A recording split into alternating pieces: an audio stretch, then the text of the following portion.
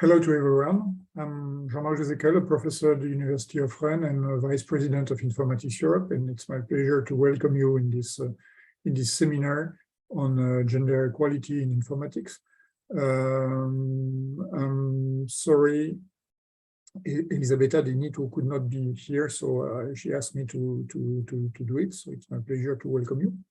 So before giving the floor to Simona Motogna, I'm going to introduce a little bit Informatics Europe with a few slides for this seminar that is done in collaboration with the UGAN COST project. Sorry. So Informatics Europe is a non-profit membership association where the members are the computer science institutions across Europe, such as departments, institutes, faculties, or research labs. And we were founded in 2005 after a summit with the idea, for those who know it, to copycat basically the CRA in the US, which is the union of the computer science department at the US level. And the goal is really to represent the public and private research community of informatics in Europe and every country. Europe is to be understood as a continent and not just the European Union as a political issue. So we have all this country with members here, so that gives you an idea of that. And we have over 160 institutions in 33 countries, which really make us the major player for defending and showing and putting forward the voice of informatics across Europe. So we are interested in research and education in informatics, and we try to promote a concerted position and acts on shared priorities in the areas of education, research, and social impact of informatics. We foster pan-European knowledge transfer and collaboration between academia and industry and society, including government and public institutions. And all our activities are performed by scientist volunteers with a little help of people in Zurich for providing all the necessary logistics. So the main working areas of Informatics Europe are organized around working groups and ad hoc task forces around education research, around diversity and inclusion, around societal impacts and ethics, sustainability, data analysis and reporting, in particular on the situation of both teachers and researchers and students in informatics across Europe, open science, policy recommendation, and members empowerment. We are organizing each year a European Computer Science Summit, which is a very nice place to network. And this year it's going to be in Hamburg, in Germany. And the main theme is workforce for the digital transformation. There is a few days with many activities, and most relevant to you probably because you're attending this seminar are on the Monday, the early career researcher workshop, on the Tuesday, the Informatics Europe Award session, and probably most important on Wednesday, the Wire UGAN workshop, whose theme is attracting and retaining female students from bachelor and master to PhD, which is really connected to the talk of today. We also provide a few services, such as an online academic leadership development course and a residential academic leadership development course. Both have got in the past very good opinion from the people attending, and so it's really a good way of learning out of the box and how it works in other countries here. So there are many possible updates, and here you have a few links on the social network to follow Informatics Europe, such as on Twitter and on LinkedIn. This webinar here is done in cooperation with UGAN, which is a COST action. So, and it's now time for me to introduce the speaker of today, who is Simona Motogna. Simona is a professor in computer science at the Bolyai University. And she leads the software engineering research center there. Her research interests focus on empirical method and software quality. She is an active member of the CEST project, advocating gender balance in computer science for high school students and academics. So thank you very much for presenting this talk to us, and I give you the floor. Thank you very much, Jean-Marc, for this nice introduction. Let me share my screen and hope that everything is fine. Are you seeing those slides, notes, or the slides? We see the slide, but not in a full screen way. Okay, okay, so that's a little problem. Okay, let me do it again.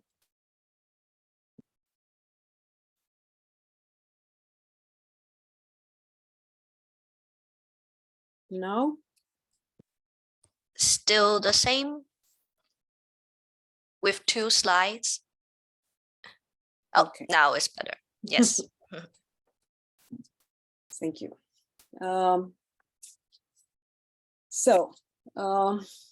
Yeah, something again happened. Okay. So my title of excuse me, we're back to the multiple slide view. We're no longer the full screen. Yeah. Yeah. Good. Thank you. So the title of my presentation is Challenges on Academic Path for Female in Computer Science. And I want to start by saying a few words about myself. As Jean-Marc mentioned, I'm a professor in computer science at the Bolyai University, focusing in research on software quality and empirical software engineering. I should say that this was not my initial path. I've worked at PhD at formal specification, then in a research group concerned with model-driven architecture, and it's just to show you that sometimes we need to change focus in order to find our place in a working space. I also been involved in entrepreneurship and innovation in computer science, both at mentoring students, but also at university policy. Currently, I serve as a vice president of the University Senate, and I had previous 8-year experience in management at the level of the faculty. And I'm also part of the YouGain project, which I think is a very nice initiative in supporting women towards their career in computer science. I should say that I also am a proud mother of 2 boys, but I also have a lot of hobbies, travel, skiing, and so on. And this is just to show you that it is possible. So if you imagine that I am a Powerpuff Girl, no, it's just me with normal activities, and I really enjoy what I'm doing every day. And I think this is maybe the most important ingredient. Now, coming back to my topic, I want to say that everything that we managed started from the initiative that Informatics Europe had 10 years ago to gather information about higher education data portal. I don't know how many of you are familiar with this report. There is also, for example, another report concerning PhD studies. But this higher education data portal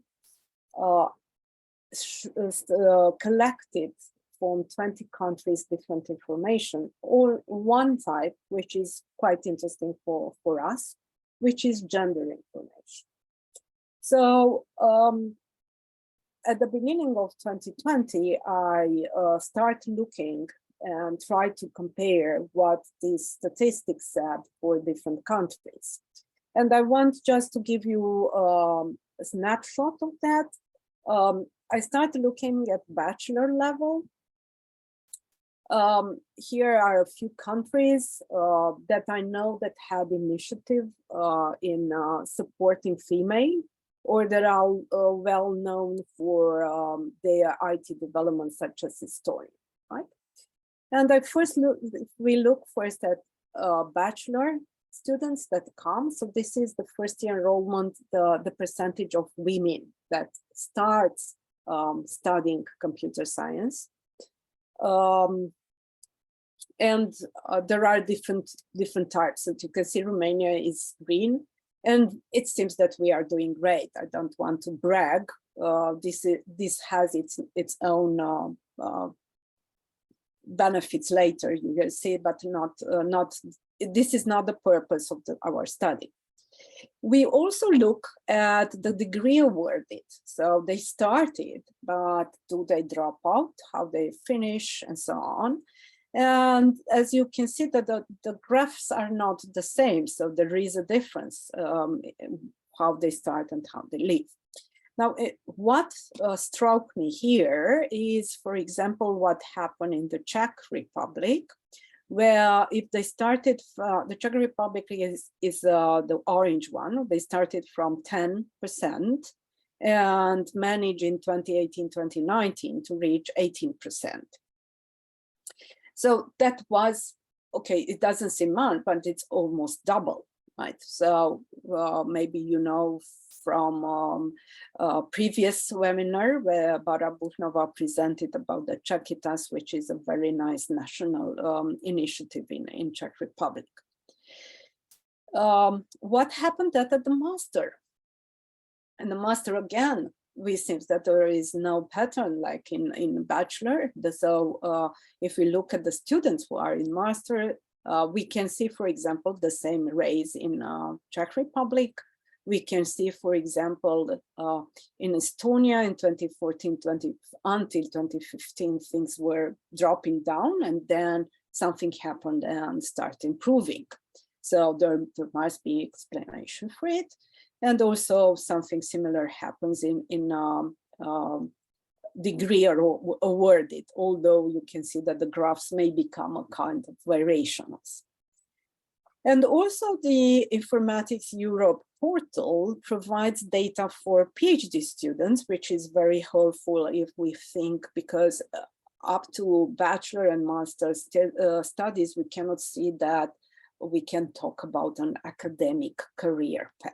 But from the PhD, then we start a little about it. So we can see that, again, for Romania, the numbers are okay in terms of number for all, although there is the variation. There is a slight increase in some of the countries, but still there is not a significant number. The same happened with the degrees associated that were awarded in computer science. Maybe you know, actually, the computer science is seen as a very broad domain.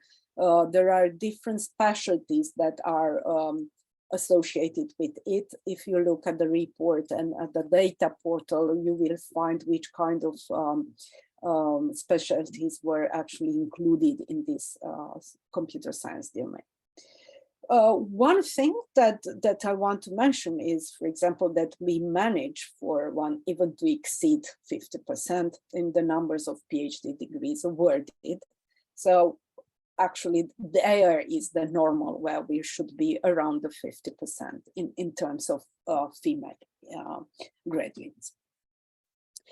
It also gives us the possibility of having so many data to see, is there a difference between bachelor, master, and PhD studies? What can happen?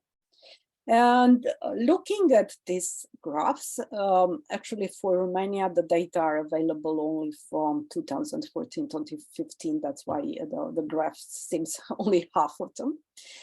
And then thinking about this, we say, okay, if we think of the academic career, there is definitely a path that should be followed: bachelor, master, PhD. Right? You cannot be an academic without these steps being followed. And we ask ourselves, is there a pattern? Is there some recurring issues when we drop the number of female? So if we start well, or if we don't start, how it should be. And when this happens, this is important. Does it appear at master level, does it appear at PhD level, or what is the problem that it generates? We want to understand the reasons why.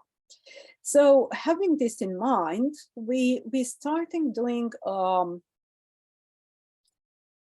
longitudinal study, so not trying to understand, for example, why PhD students drop or why master students drop, but trying to follow that career path and comparing what happens in case of master students with PhD students and with academic staff. Now, everything that you are going to say in the following is actually a study that I've done with my co-authors, and it's some of it has been presented at GED workshop in last autumn. I want to say a few words about my co-authors because I think that this is important for the view that we have. So Professor Bolyai is a professor in computer science at the University of Iași, which is a different region.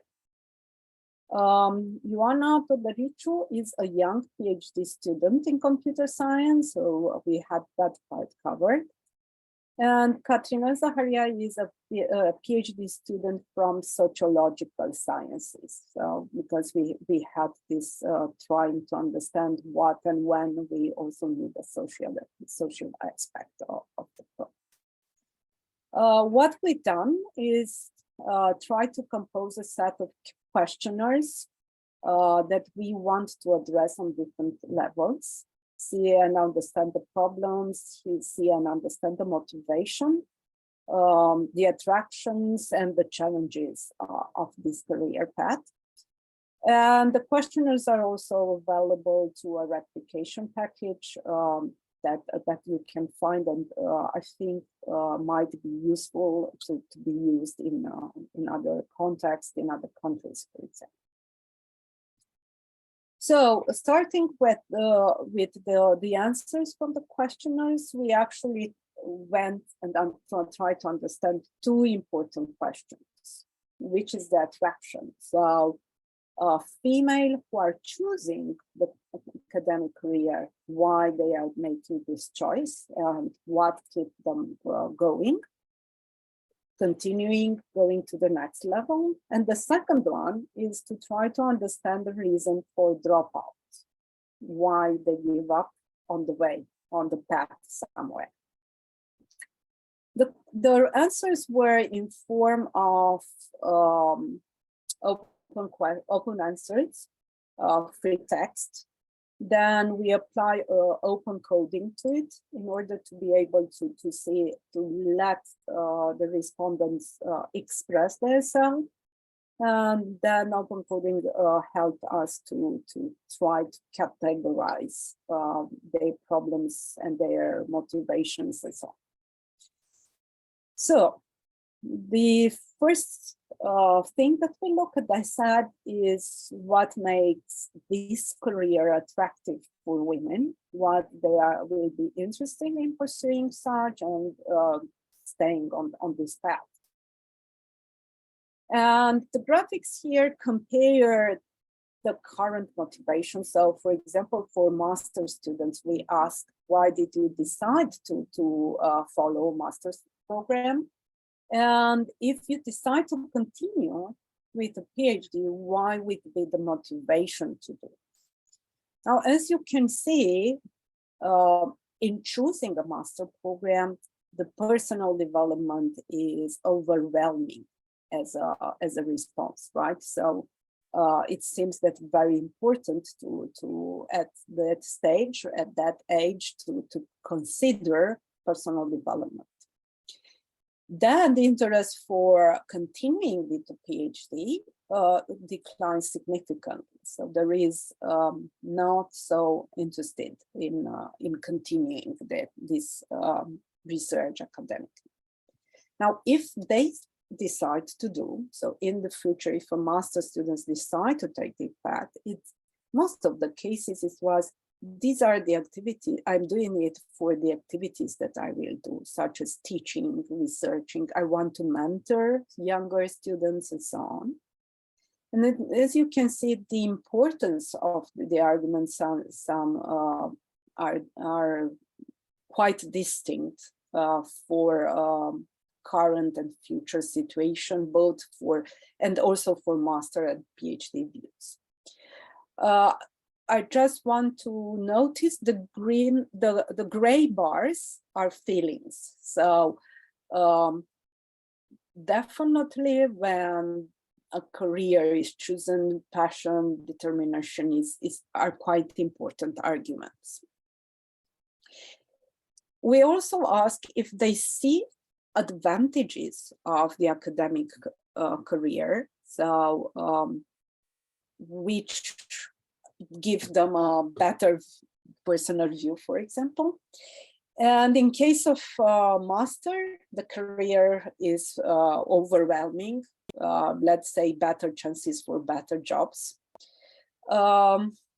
And also here we asked the advantages also for the academic stuff, which they feel. And they feel that the most important are the one related to activities, working, interacting with students, teaching seems to be very motivating argument for academic stuff. So in conclusion, our studies said that personal development, career opportunities, research and teaching activities are the most important factors that attract and sustain women in academic career, but only if accompanied by desire and passion. Then, as I said, we wanted to understand which are the main reasons for dropouts. So we look at it as which are the disadvantages. So what did they feel they it's a simple job to go somewhere else, for example, in a company rather than in academic path. Now, these graphics represents the main categories, and that's definitely clear. We had more answers at master students than at PhD students, and this is what is reflected. But what actually was surprising for us, and I think it is an alarming sign, is that a lot of PhD students think that there are disadvantages. So not so many disadvantages for master student or for academic stuff, but 40% of PhD students said that there are different disadvantages, which kind of made us think that they are frustrated about what they have to do. And as you can see, the workload, right? So multiple tasking, workload seems to be the most important arguments that they see as a disadvantage.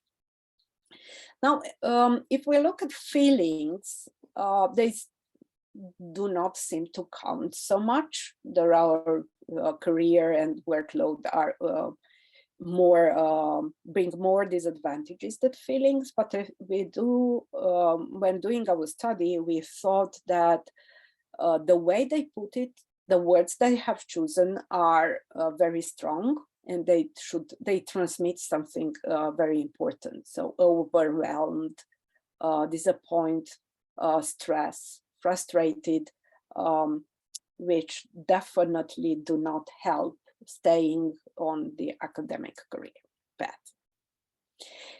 And then we ask also about the challenges, the difficulties that they say, and there is a kind of, let's say, similarity between PhD and academic, where they said that that's important. You can see that the trend is the same for workload, working environment, career feeling. The PhD student also seems to have a problem with communication. Again, the most important challenge is about workload, work-life balance, time management. These are most pressing, but also the one that we have classified saying working environment. Lack of mentoring, lack of collaboration, lack of teamwork, and also bureaucracy. So if we would conclude about this dropout, we will say that there are a lot of disadvantages and difficulties associated with an academic career, but the main risk can be summarized in financial factors, workload, but also in feelings. And maybe the first part with having a different reason, different disadvantages, different difficulties may not sound new, and we don't say that it's maybe just confirming something that maybe all of us have experienced and know. But the main question is if these findings of our study can lead to something. So this is the most important lesson that I think in order to think at possible solutions. Taking into consideration about the emotional implication of our respondents, what I think it's important is to try to offer role models. Show examples of female colleagues that succeeded. I didn't do that. Even say yourself what you are doing and how you are doing. That's a very important example for your students, especially for women students. And I will just say I reconnected after a long time with a former student, which I found on LinkedIn, and she has a wonderful career, had a PhD and working at the research institute in Finland, and I congratulate her for her career. And she said, her answer was so emotional. She said, it was so important for me to see that this is possible, that women can go and have a research career. And this is, this helped me very much. I was impressed by her answer. So also mentoring program, I know also for the, there are different faculties that are offering this. There is also initiative from ACM offering mentoring, local communities, and it really helps. There are also department level, faculty, university level policy that matter. And maybe some of you also know about the initiative of Informatics Europe with the Minerva Award, which is rewarding such initiative at the department level, and being for quite a while. There are definitely stories that we can present how it changed. I think that also something that we didn't thought and might include are personal development, self-esteem, for example, communication improvement that can be workshops, seminar organized. From last year, there is this workshop organized by Informatics Europe for young scientists, and I think that's a good thing. And in the end, I should mention also financial, which was mentioned in several oral responses, but I think this is a general problem for computer science domain compared to other fields where there are plenty of jobs offering in the industry. We are very well paid. And this, especially when you are young and in need for, I don't know, a car, a home, and so on. This is an important issue, but not necessarily related to women, but to computer science in general. So this being said, this was my short presentation. If there is anyone who would like to get more information about the work that we've done, I will be more than happy to continue the discussion, provide questionnaires and so on. So this is my email here. And I will be more than happy to answer questions. Thank you very much for this presentation. If you want to know more about the numbers, there is a very interesting data portal on higher education on the website of Informatics Europe.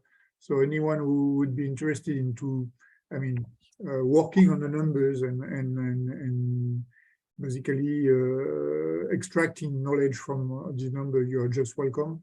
I'm just copying the website on the chat if you want. So it's there. Sorry, no,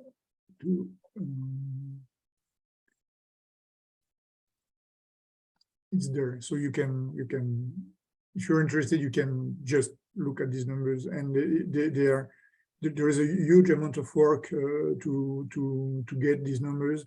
And as Simona has shown, there is a lot of interest into processing these numbers for many different purposes, including the one on gender diversity and career for female researchers. So that said, is there any question on this talk?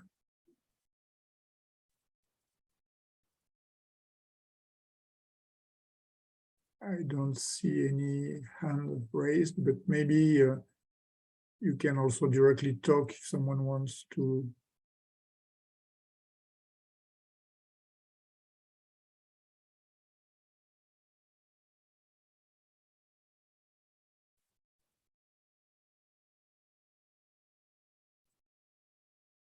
Oh, there is a Magali Legas, please. Hello, do you hear me? You don't hear me. We hear you very, very low, maybe.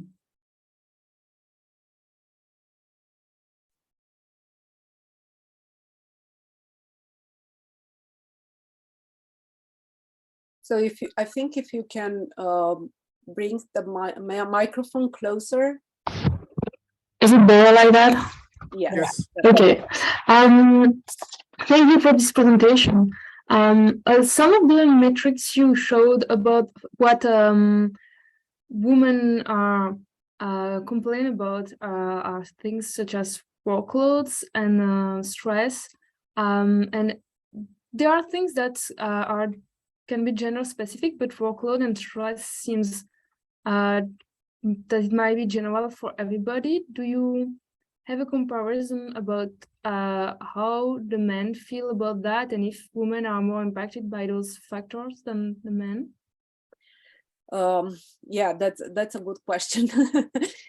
So if we're about our questionnaire, it was dedicated for female, but actually we corroborated it with other studies that were actually in computer science of something like this. The feelings were not at all mentioned. So that's why we concluded that feelings seems to be more important for women than for the others. Okay, thank you very much.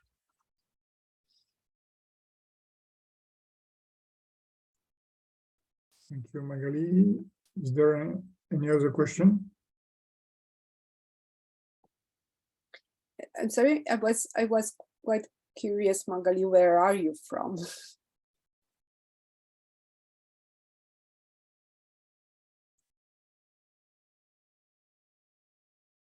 It's okay. Sorry, I forgot to unmute myself. I'm from Belgium and I'm a PhD student there in computer science. Okay, nice meeting you. Thank you. And welcome. Lanuta has a question, I think. Yes. Thank you. Thank you very much. Actually, it's not a question. Actually, I would like to ask Simona to mention about our reproductive experiments. So in other countries, the same experiment, the same question can be used. Simona, maybe you can mention a few things about that. Yeah, thank you, Lenuta. Yes, so as I said, the questionnaires, we have translated them to English and they are publicly available on Figshare. That's a replication package. And also with when we had the COST meeting, General Assembly meeting for last year, we discussed about giving them to other countries. And I think it is important for to try to see which is the situation in other country compared to Romania, and see if there are similarities or it's totally different. So I think that will be very interesting to see which is the situation in other European countries.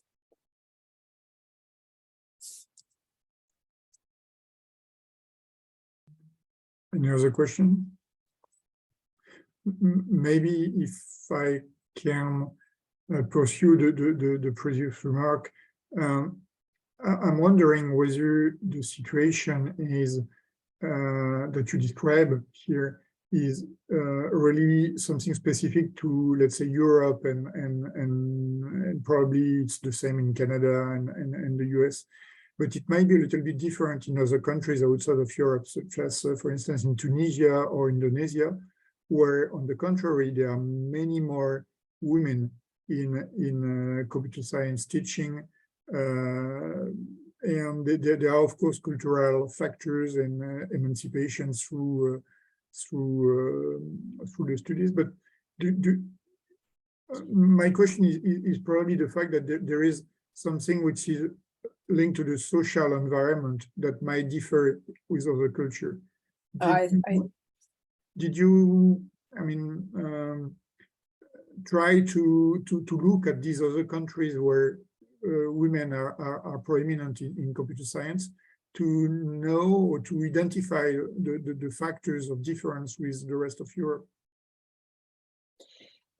No, so the data and the questionnaires were only in Romania, right? So this is the situation in Romania that we are describing in our paper. And as I told you, as you have seen actually at the beginning,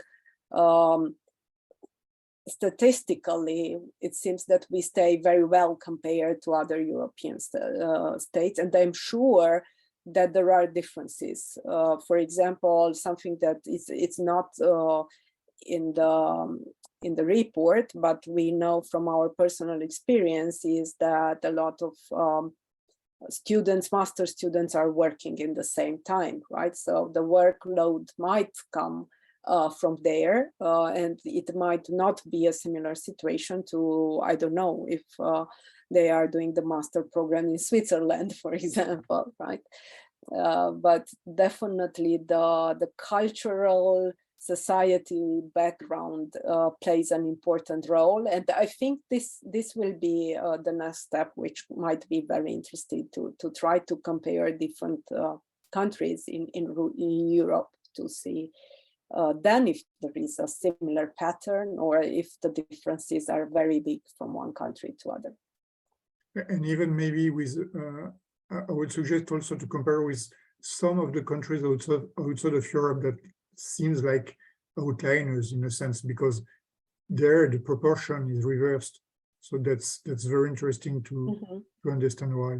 I mean, there have already been some studies trying to explain that, but contrasting that with the situation of most countries in Europe could be interesting. We have another question from Iona Chelaru.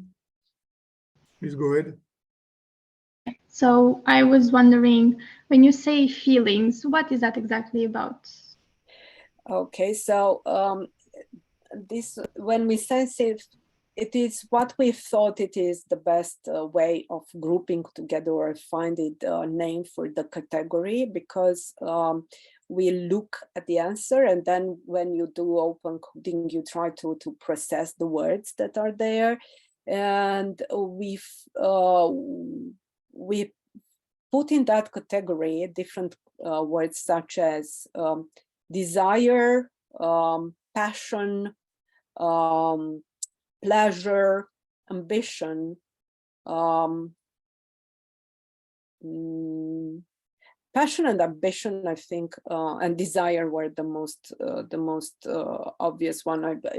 I've seen the question, and I had time to prepare to open my Excel with that. So, also curiosity. So when these were the positive, right? So this was for the first part. Then when we look for what to drop out,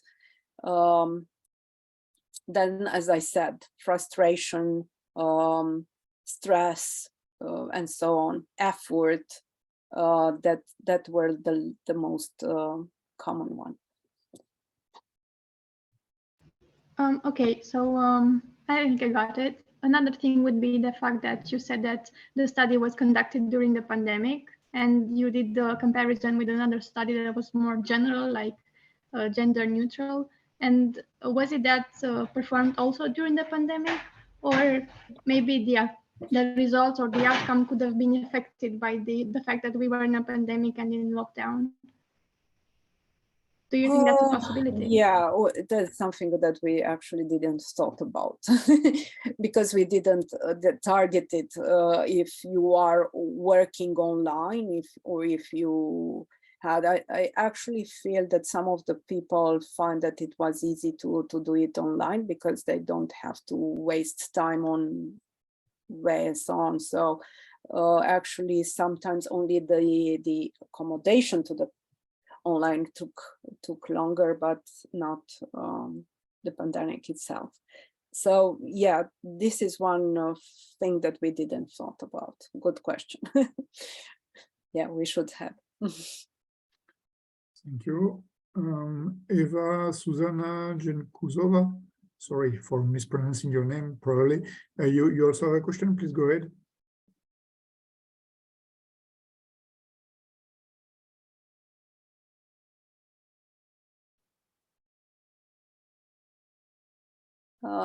Susanna, we are not hearing you. You raise your hand.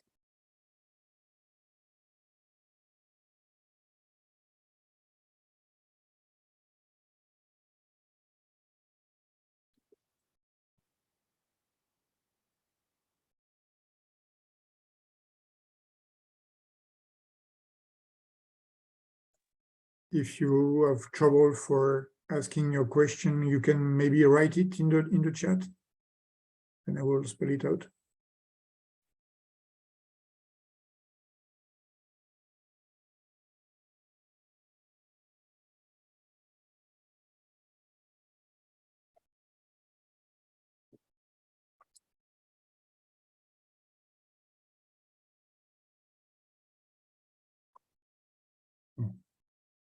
The hand was lowered, so maybe it was Okay.